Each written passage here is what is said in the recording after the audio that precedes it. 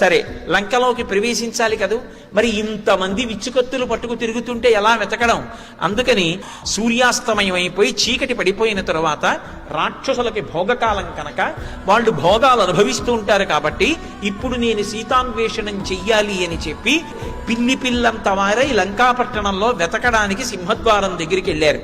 అక్కడికి వెళ్ళేటప్పటికే ఎదురుగుండా లంక కనపడింది. లంక యొక్క అధిష్టాన దేవత ఆమె అక్కడే కనపడింది.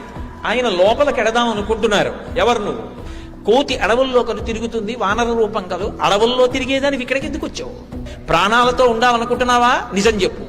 ఓహో, వికృతమైనటువంటి కళ్ళున్నదానా, దానంలోనే కనపడ్డావా? నువ్వెవరు అని అడిగారు. నేనెవరని అడుగుతున్నావా? కోతి పిల్లవి ఎక్కడో వనములలో ఉండవలసిన దానివి. నేనెవరో తెలుసా? నేను రావణాసురుడి పనుపున ఈ లంకాపట్టణానికి అధిష్టానాన్ని, ఈ లంకనంతటినీ కాపు కాస్తూ ఉంటాను. నా అనుమతి లేకుండా నీవు ఈ లంకాపట్టణంలోకి ప్రవేశించడం సాధ్యం కాదు. ఎందుకు వచ్చావు అని అడిగి, ఏదో ఎప్పుడూ ఆ వనాల్లో తిరుగుతూ ఉంటాను, చెట్లు ఎక్కుతూ ఉంటాను, కొమ్మల మించి దూకుతూ ఉంటాను. ఇదేమిటో ఈ నగరం ఇంత అందంగా ఉంది, ఈ బురుజులు ఏమిటో, ఈ ప్రాకారాలు ఏమిటో, ఈ ఉద్యానాలు ఏమిటో, ఒక్కసారి లోపలికెళ్ళి అటు ఇటు తిరిగి చూసి వెళ్ళిపోదామని వచ్చాను. నువ్వు అనుమతిస్తే లోపలికెడతానన్నారు. ఓసి కోతి, నీకు లంకలోకి ప్రవేశం కావాలా అని కుడి చెయ్యి చాపి విపరీతమైన కోపంతో ఒక్క దెబ్బ కొట్టింది. కొట్టేటప్పటికి చూశారు ఆమె మరణించదు. ఎందుకంటే అధిష్టాన దైవం. అందుకని ఆవిడ్ని సంహరించడం కుదరదు, వశం చేసుకోవాలంతే. అందుకే దైవాన్ని వశం చేసుకోవాలి. ఎక్కువ కోపంతో కుడి చేత్తో కొడితే కింద పడిపోయి మళ్ళీ లేవదని, ఓసారి ఎడం చేత్తో అయితే అంత గట్టి దెబ్బ తగలదులే అని కోపాన్ని నిగ్రహించుకుని ఓసారి ఇలా అన్నారు. ఇలా అనేటప్పటికే నేల మీద పడిపోయి గుడ్లు తిరుగుడు పడిపోయి కళ్ళు తేలేసి ఓహో, నాకు ఇప్పుడు అర్థమైంది.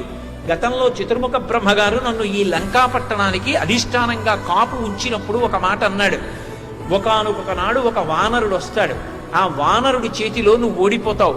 ఏనాడు నువ్వు ఓడిపోతావో ఆనాడు లంకాపట్టణానికి చేటు దాపురించింది, రాక్షస వినాశనం జరుగుతుందని గుర్తు. నందీశ్వరుడు కూడా అదే శాపం ఇచ్చాడు. నీ చేతిలో నేను ఓడిపోయాను.